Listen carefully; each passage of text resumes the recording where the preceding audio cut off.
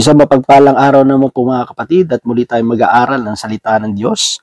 At ang salita ng Diyos natin pag-aaralan, atin po itong kukunin sa unang sulat ni San Pablo sa mga taga-Korinto, Kabanata 3, talata 1 hanggang 9. Sabi dito, mga lingkod ng Diyos. Mga kapatid, hindi ko kayo makakausap tulad ng ginagawa ko sa mga taong nagtataglay ng Espiritu. Kailangan kausapin ko kayo bilang mga taong namumuhay ayon sa laman, mga sanggol pa sa pananampalataya kay Kristo. Binigyan ko kayo ng gatas, hindi matigas na pagkain, sapagkat ito'y hindi pa ninyo kaya. At hindi pa ninyo kaya hanggang ngayon, sapagkat nananaig pa sa inyo ang laman. Meron pa kayong inggitan at alitan. At iya'y nagpapakilalang makasalibutan pa kayo at namumuhay ayon sa laman. Kapag sinasabi ng isa, ako'y kay Pablo, at ng iba, ako'y kay Apolos, hindi ba tanda iyan na kayo'y namumuhay pa sa laman?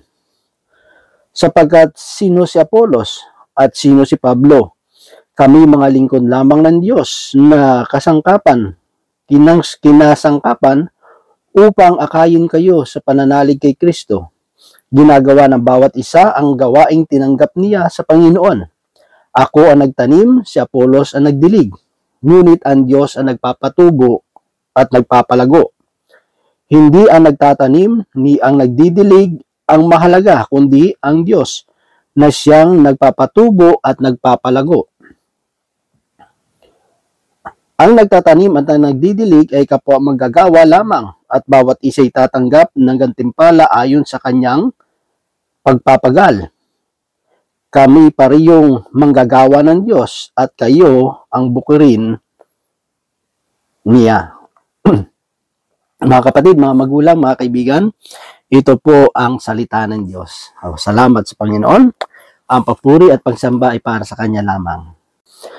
Dito mga kapatid, sa ating binasa, ito po ay nagpapakita na kung saan ay sulat ito ni San Pablo sa mga taga-Korinto na sinasabi niya doon sa mga kapatid, doon sa mga mananampalataya na yung pakikipag-usap niya sa mga ito ay hindi katulad ng mga taong nagtataglay ng Espiritu. Kasi marami pa sa mga nag-serve o naglilingkod dito sa Panginoon na masyado pa silang makalaman. No? Hindi pa sila namumuhay sa Espiritu, kundi namumuhay pa sila sa laman. Diba? So, pag sinabi natin namumuhay sa Espiritu, ito yung mga taong namumuhay sa patnubay ng banal na Espiritu o namumuhay sa salita ng Diyos. Diba? Kasi alam naman natin yung Espiritu Santo, ito yung gumagabay sa bawat isa sa atin. Ito yung nagpapaalala sa atin ng mga salita ng Diyos. Kapag may mga desisyon tayo o may mga pagkakamaliman, o may mga bagay tayong gagawin, ito yung nag-guide sa atin. Kapag tayo nagkamali, ito yung nagpapaalala sa atin ng salita ng Diyos na nagkamali tayo. At ito rin yung nagbibigay rin sa atin ng kakayanan upang aminin yung ating mga pagkukulang, yung ating pagkakamali. Di ba? At ang taong namumuhay sa Espiritu is nakakaunawa siya ng mga kalooban, kung ano ba yung kalooban ng Diyos. At dito may kita natin, kinakausap ni San Pablo itong sulat na ito sa mga taga-Korinto. Sabi niya is, kinakausap ko kayo, hindi katulad ng mga taong namumuhay sa Espiritu ng Diyos, kundi kinakausap ko kayo sa pamamagitan ng laman. Kasi nga, ang mga tao dito, mga kapatid, na sa kabila na sila ay naglilingkod na sa Panginoon, sa kabila na nagsiserve na sila, pero yung kanilang pamumuhay ay makamundo pa rin. Sabi doon, makamundo pa rin at hindi pa sila namumuhay sa Espiritu. So, dalawang bagay yung sinabi ni San Pablo dito na pinapatunayan, na kung saan, sabi doon, pinapakita lamang na kayo'y makalaman pa. Kaya may kita natin dito, hindi ito sa tagal. Yung maging matured tayo sa spiritual, hindi po to basyan yung tagal sa paglilingkod. Hindi yung sabihin na 10 years, 20 years, 30 years. Hindi ibig sabihin na, hindi pwede sabihin ng tao nag-serve ng 20 years, sa 10 years, mas mas ano ako sa iyo, mas malago ako sa iyo sa spiritual, di ba? O kaya sasabihin ng 30 years na nagse-serve sa Panginoon sa 20 years, o say, oops, mas matanda ako sa iyo, mas matagal ako sa iyo. Ibig sabihin, mas mas maunlad ako sa spiritual, no? Mas namumuhay ako sa iyo sa spiritual. Hindi po 'yun ang basihan. Kasi kahit si San Pablo nagsabi po dito, kailangan kausapin ko kayo bilang mga taong namumuhay ayon sa laman, mga sanggol pa sa pananampalataya kay Kristo. So, imbes na, kasi tayo kasi bilang, sa ano lang natin, no? Hindi, bilagay natin sa hindi spiritual, di ba? Pag mga baby pa lang, siyempre, ikaw yung nagtitimpla ng gatas, ng kanilang kakainin, yung alam na lang ng baby is hingi ng hingi, hingi ng hingi, hingi ng hingi, di ba? Tapos, kapag nagugutom, iiyak, no? Hanggang maging 1 years old, 2 years old, siyempre ano pa yan dapat ano yan, nagle-learn pa lang yan, no? Kung paano gumamit ng kutsara, maglakad, 'di ba? Pero much more pa rin is nakadepende sila sa magulang nila. Pero siyempre, habang lumalaki yung anak natin, tinuturuan natin sila, 'di ba? Turuan nila kunya mga 4, 5 years old, 'di ba? Minsan tinuturuan natin yan na tumulong sa gawain sa bahay. Minsan kahit sa paghuhugas ng pinggan, 'di ba? Unti-unti na natin silang tinuturuan na tumayo sa sarili nilang mga paa, 'di ba? Kunyari, kung nagugutom na sila, punta ka doon sa refrigerator o kaya dito sa may lamesa, may pagkain doon, ikaw na kumuha ng pagkain mo, no? Kasi nakapagluto ng nanay at tatay, so hindi na katulad dati na dadalhin pa sa iyo ng magulang mo yung kakainin mo, di ba? Kundi ikaw na, ituturo ka na ng nanay mo, ng tatay mo, o punta ka doon sa lamesa, may prepare na kami na pagkain sa iyo. So, is part ng growing yon, no, sa physical. Ganoon din naman sa spiritual, no? Kasi kapag naka 5 years ka na, no, hindi ka na dapat yung palagi ka lang nakadepende sa mga napapakinggan mo, di ba? Dapat tayo na mismo marunong na ring mag-aral, magnilay, kakainin yung sarili natin, di ba? Kaya ngayong mga anak natin, tinuturuan natin na minsan magsaing, lalo sa Pilipinas, di ba? Paano magsaing, mag-init ng tubig, di ba? Paano maghugas ng pinggan, kung sa tinapay, no? Kung paano maglagay ng mga palaman, di ba? Para at least kung wala man tayo, mabubuhay sila, di ba? Kaya na nilang kahit paano na pakainin yung sarili nila, no? Yung hindi na sila yung parang nakadepende na lang, no? Yung sa mga magulang, paano kung wala, di ba? So, siyempre tayo naman bilang naglilingkod sa Panginoon, siyempre independent natin nasa Panginoon, di ba? Palagi na kay Lord yan. Pero siyempre hindi naman sa lahat ng bagay iaasa na lang natin sa Panginoon yung pag-unlad natin, di ba? Kailangan din natin mag-aral, kailangan nating palaguin din, no, sa biyaya, sa grasya ng Diyos, kasi meron dapat tayong gawin, no? Paano paano lalago yung kaalaman mo sa salita ng Diyos kung hindi ka naman nag-aaral, hindi ka naman nakikinig ng salita ng Diyos, di ba? Wala ka namang ginagawa, di ba? So, hindi ganun, kasi ang pagiging dependent sa Diyos, hindi ibig sabihin yun magiging tamad tayo. No? Hindi yung parang sabi ng Panginoon tayo dumipende lang sa Kanya. No? Huwag natin i-misconcept yun, no? Konsepto yun. Kasi minsan akala natin gano'n na parang hindi tayo tinuturuan ng Diyos na tamad. Kaya nga kahit ang Bible nagsasabi, huwag pakainin ang tamad. Pero sabi ko nga, dito sa mundo, kung sino yung tamad, yung pa yung malakas kumain. Ano? Malakas lumamon. Yan. So, sabi dito is, tayo ay lalago, no? Kaya nga sabi doon, mga kapatid, sabi ko nga, tinuturuan tayo no? Mag 5 years ka na, more than 5 years, dapat marunong ka na rin na pakainin yung spiritual mo na buhay, no? Huwag mo na lang palaging iasa sa tao, diba? Kasi kailangan na magkaroon ka rin ng sarili mong pundasyon, no, sa paglilingkod sa Panginoon, no? Kailangan may sarili ka rin pundasyon. Mayroon kasi kung yung pundasyon mo nasa tao rin, 'di ba? Paano pag ang tao yun na tumumba, di tumba ka rin, 'di ba? Pag naligaw yung taong yun, pati ikaw ligaw din. Hindi pwede ang paglilingkod yung sama-sama lang, no? Hindi pwede yung paglilingkod na sama-sama lang, no? Hindi dito barkadahan. Di ba? Sa paglilingkod sa Diyos, hindi yan barkadahan. Hindi yung sama-sama ka na lang. Kung ano yung trip nila, yun din ang trip mo. Hindi ganon, mga kapatid. No? Kailangan meron kang sarili mong pundasyon. No? Hindi yung ano ka lang, yung gullible. Di ba? Kasi pag ganun ka, wala yan. No? Bata pa yan sa ano yan. Paano pa lang yan, kung sa ano pa, mga patro-patro pa lang yan. No? So, hindi ganun yung paglilingkod. No? Hindi ganun yung mga tao nagmamature sa spiritual. Dapat meron tayong sarili, no? Na pundasyon natin, kasi yung pundasyon naman natin, naka-base naman ito sa experience natin kay Lord, no? Iyon ang pinaka the best na ano na pundasyon mo sa kay Lord, sa buhay mo spiritual yung personal mo na experience sa Diyos, di ba? Di ba? Paano natin siya ma-experience sa buhay natin kung hindi natin siya ihaan, tapos di rin naman tayo nag-aaral, di rin naman tayo nagninilay, so wala rin, di ba? Kaya sabi doon, binigyan ko kayo ng gatas, hindi matigas na pagkain, sapagkat ito'y hindi pa ninyo kaya. At hindi pa ninyo kaya hanggang ngayon. Binigyan ko kayo ng gatas kasi nga, hindi nyo pa kaya yung matigas. No? Even kahit ngayon, no? Ibig sabihin, mula noon, gatas yung pinapakain sa kanila, pinapainom pala sa kanila.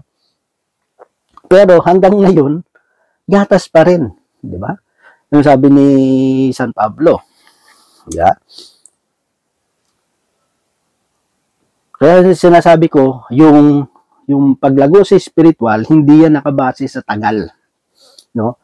Kaya nga may nauunang nahuli at nahuling nauuna. Kung tatamad-tamad ka, talaga mauunahan ka. Di ba? Yung iba, yung mangyayari dyan, kasi tatamad-tamad ka, yung alam mo ng unang panahon, yun pa rin hanggang ngayon. So may mga alam ka dati na hindi na-apply dito sa mundo, di ba? Yung parang akala mo yung planeta dati, may mga tao naniniwala noon na yung planeta is square, no? Square lang siya.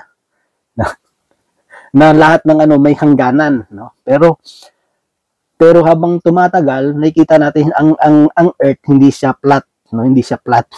Di ba? So may mga tao dati, kung yung alam mo ganun, hanggang ngayon, flat pa rin yung Earth sa'yo, may problema na. Diba? May problema na, hindi siya nagturo sa'yo, may problema na sa'yo. Kasi bakit hindi ka nagre-research, hindi ka nag-aaral, diba?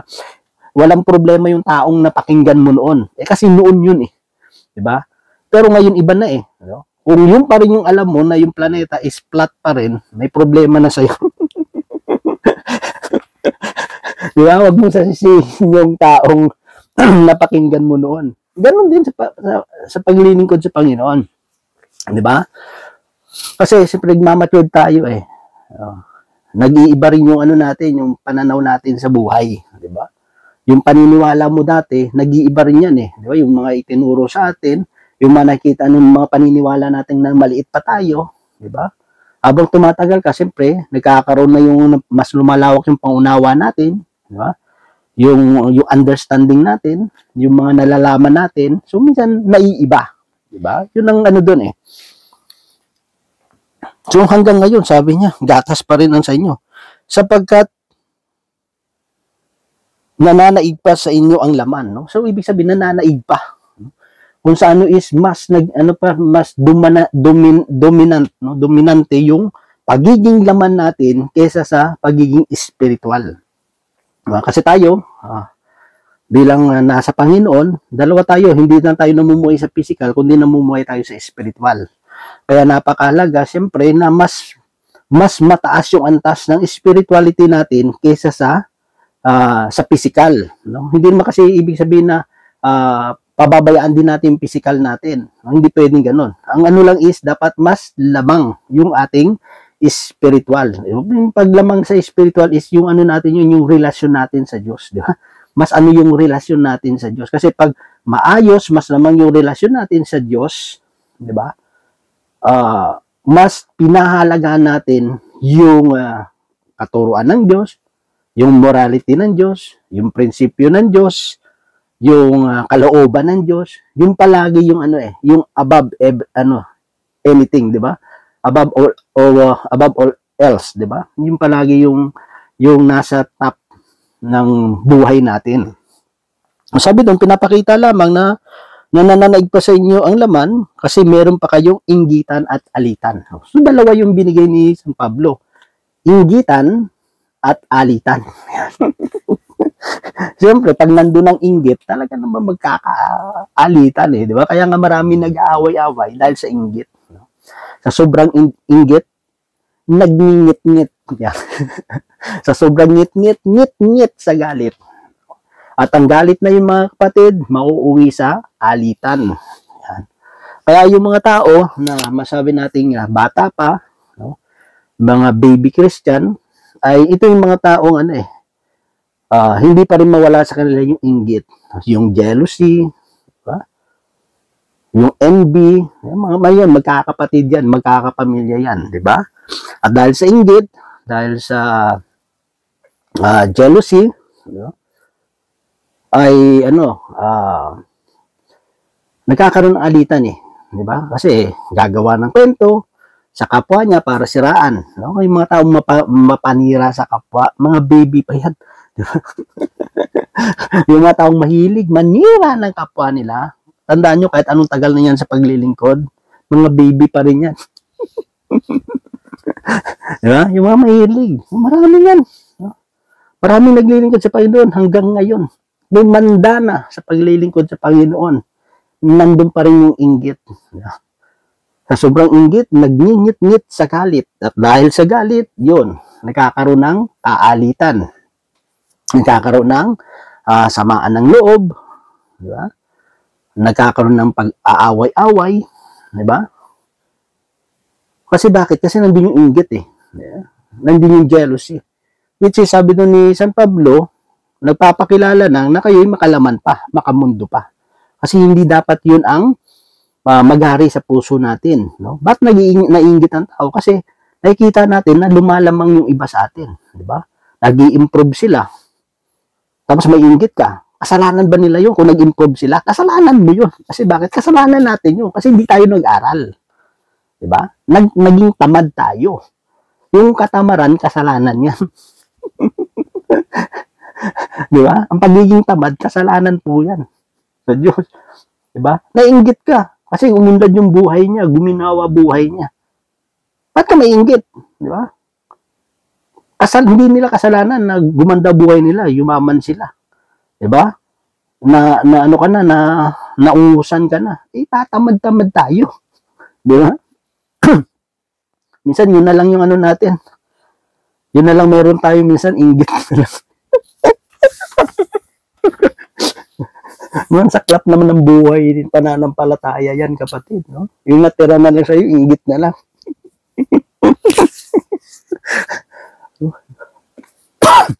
Hindi na ako pinapansin, ganito. Gusto mo lang center of attraction ka. Yan. Tapos isisisi mo sa iba, bakit ka naungusan? Hindi, tatamad-tamad eh. Ayaw mong lumago eh. Ayaw mo nang matuto eh. Kontento ka na kung ano yung alam mo. So, sabi nga, ano yan eh. Ginusto mo yan eh. Kung ayaw mo yan, di mag-aral ka. Di ba? Di magsumikap ka. Di ba? Pero lang naman yun. Kung ayaw mo na pag-iiwanan ka, bilisan mo. Babagal-bagal ka eh. Sapagkat nananaig pa sa inyong laman, meron pa kayong inggitan at alitan. At iyay nagpapakilalang makasanlibutan pa kayo at namumuhay ayon sa laman. Yan. Papakita na kayo makasanlibutan pa at namumuhay sa laman. No? Kung anong gusto ng laman. Alam mo naman yung instinct natin, ayaw natin, yung human instinct, ayaw natin yung nalalamangan tayo. Diba? Diba? Nagde-depends agad tayo. No? Ganun yung yung instinct ng katawan yung ng laman. No? Depensahan palagi yung sarili. No? Ayaw nating nalalamangan tayo. Amen? Tapos minsan pinag-aaway pa yung mga naglilingkod sa Panginoon. No? Kaya katulad dito, sasabihin, ako kay Pablo, ako kay kay Apolos ako. Mas magaling si Pablo, mas magaling si Apolos. Di ba? O kasi yung mga leader natin, yung mga ngaral natin, pinapag-away-away natin. Di ba? O, nananahimik yung mga ngaral. Di ba? Tapos, kwentuhan natin ganito, mas magaling daw sa'yo si ganito. Di ba? Imbes payapa yung isip ng mga ngaral, ginugulo natin. No? Di ba? Kung kayo naiinggit, mga kapatid, huwag mo na isama yung mga nangangaral. At yung iba naman kasi sa mga nangangaral, masyado naman kasi nagpapadala sa mga naririnig. No? Mas magaling na pala sa akin si ganito. Mga kapatid, dito naman sasagutin din naman ni San Pablo Kasi ano din, sino ba tayo? Di ba? Hindi tayo yung dapat na nagkakaroon ng kakampi-kampi. No? Sabi ako kay Pablo, ako kay Apolos. Alam niyo sa ating mga naglilingkod sa Panginoon, simple lang naman yung sinasabi ng Bible, fix your eyes unto Jesus, the author and the perfecter of our faith. Ang tinuturo sa atin ng Diyos, ng salita ng Diyos is, ituon yung ating pananaw, yung ating paningin sa Diyos. Kay Kristo. Hindi sa kapwa nating tao. Kahit anong husay pa yan, kahit anong galing pa ng isang tao, kahit anointed pa yan. Di ba?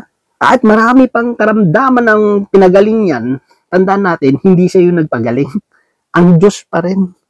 Kahit anong husay at galing niyang mangaral, walang ipangangaral yan.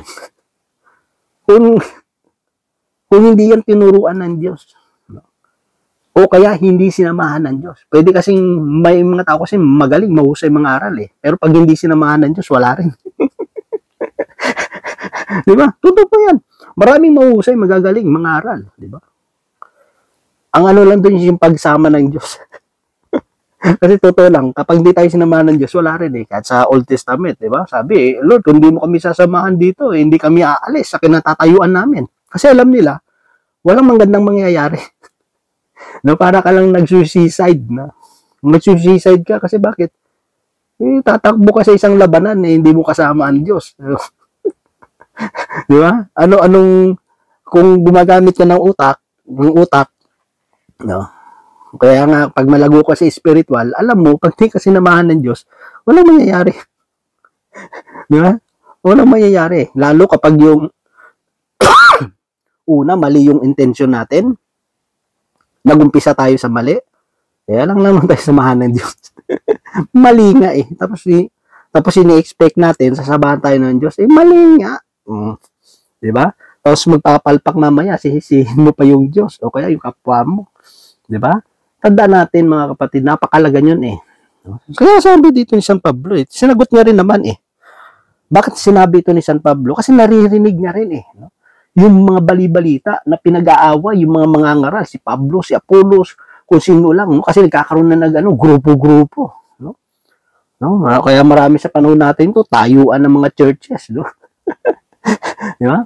Sisirain yung isang ganito, isang grupo, isang relihiyon, isang denomination, sisirain. Napaka-clear naman ang sinabi ng Bible. Sino ba si San Pablo? Sino ba si Apolos? Diba? Sapagkat sino si Apolos at sino naman si San Pablo? Si Pablo, kami mga lingkod lamang ng Diyos na kinakasangkapan niya upang akayin kayo sa pananalig kay Kristo. Sino si Brother Ronald? Sino pa ng mga nangangaral? Yung mga manggagawa lang kami ng Diyos. Sinagot yan ni San Pablo Diba? Kami ay kinansangkapan lang. Naging instrumento lang ng Diyos na yung mga taong pinangangaralan namin ay idalin sa Diyos. Diba? Kasi ang Diyos pa rin naman yung magdadala sa Kanya. Alam mo, sa totoo lang, kung malawak ang spiritual na yung isip natin, hindi naman tayo talaga yung nagdadala sa tao pabalik sa Diyos. Ang Diyos pa rin Kasi sabi ko, kahit anong ganda ng pangangaral natin, o kahit anong gandang advice ang ibigay natin sa tao, pag hindi kumilos ang Diyos sa taong yan na kinakausap mo, di maniniwala sa iyo. Hindi sasama sa iyo yan. Di ba? Ang Diyos pa rin naman eh. Ang Diyos kasi yung nagpapalambot sa puso ng tao. Ang Diyos yung nagko-convince. Ginagamit lang yung boses natin. Ginagamit lang yung mga words na lumalabas sa atin sa bibig natin. Ginagamit lang yun ng Diyos. Pero hindi talaga tayo yung magdadala sa tao, sa Diyos. No? Kasi minsan inaagawan natin ng glory ang Diyos. Eh ako umakay dyan. Kung hindi dahil sa akin, wala yan sa ministry. Kung hindi dahil sa akin, wala yan. Hindi nagdilingkod yan sa Diyos. Wow, inagawan mo pa ng glory ang Diyos. Diba? Kaya nga sabi, ang clear naman yung sinasabi ng Panginoon eh. Kapag natapos nyo na ang inyong mga obligasyon na pinagagawa sa inyo, ang sabihin nyo, kami mga lingkod na walang kabuluhan. Yan. Diyan tayo minsan kasi bumabagsak. Yung sa tingin natin, masyado tayong makabuluhan sa ministry. Masyado tayong makabuluhan sa organisasyon na ating kinabibilangan, which is mali. Hindi tayo napaka-importante kasi bakit? Pwede tayong palitan ng Diyos. Kung sa pag-akala ko, sa sarili ko, mahusay ako, magaling ako, pwede akong palitan ng Diyos na mas mahusay pa sa akin. Dalawa ang pwede mangyari sa atin pag pinalitan tayo ng Diyos. Palitan ka ng mas mahina sa'yo. Para ano? Siyempre, kung may pride ka, hindi mo matanggap. Bakit to pinalit nyo sa akin? Walang alam to. O, para ipahiya tayo. Di ba? O kaya palitan ka na mas magaling sa'yo, mahusay sa'yo. Para ipakita sa'yo ng Diyos, pwede kitang palitan ng 100 or 1,000 times na mas mahusay pa at magaling sa'yo. Di ba? Kaya, mga kapatid, huwag masyadong alam mo na, yung mga magagandang naririnig natin, no? Yeah? Hindi yun ang purpose natin sa paglilingkod sa Panginoon. Yes, nakakatulong yan, pero wag naman natin pasok sa utak natin. Siyempre, napangit naman ko, puro discourage na yung marinig mo, di ba? Okay rin naman yung makarinig ka na magaganda. Okay naman yun, napapangiti naman tayo kahit paano. No? Pero yung ipapasok natin sa utak natin, tapos ano natin, mas magaling na ako sa mga ibang kasama ko. Kasi most requested ako. Magaganda yung feedback sa akin. Walang pangit. Di ba? Yun ang delikado minsan kung puro magaganda yung naririnig mo. Kasi bakit? Kasi puro magaganda yung naririnig mo, pwede kang maging stagnant sa paglilingkod mo sa Diyos. Kasi sabi mo, ay okay na pala ako. Okay na ako. Yeah. Wala lang palang i-improve sa akin. Wow, perfect! Delikado yan, mga kapatid. Marami bumabagsak dyan, no? Hindi na nag-aaral kasi sabi niya, gaganda na ng mga feedback sa akin, okay na ako. Pag nagsinabi mo na sa sarili mo na okay ka na, totoo niyan, hindi ka pa okay. Diluya naman. No. Kinasangkapan lang upang akayin kayo sa pananalig kay Kristo.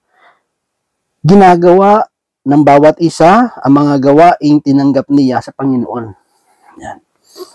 Kaya kung mga kapatid, yung mga taong sisiraan niyo yung ibang relihiyon, ibang naglilingkod sa Panginoon, hindi po maganda yan. Bad ho yan. Kasi bakit? Ang Diyos ang naglagay dyan eh. Pwede ko bang questionin bakit sa ganyang relihiyon, di ba?